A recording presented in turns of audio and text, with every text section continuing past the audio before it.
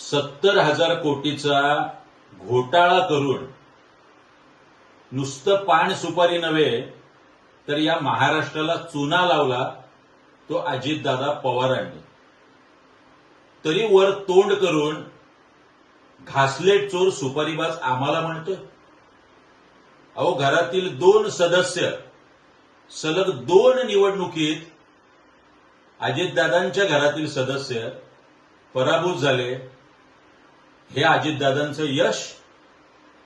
तो सुनील तटकरे सुद्धा आता जे निवडून आले ते स्वतःच्या हिमतीवर निवडून आले. अजितदादांचं त्याच्यात काही कॉन्ट्रीब्युशन नाही.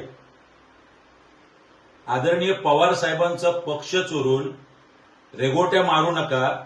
अजितदादांना हिंमत असेल तर स्वतःचा पक्ष स्थापन करून 2 आमदार निवडून आणावेत. आम्ही मिशा कापून हातात देऊ घासलेट चोराच्या.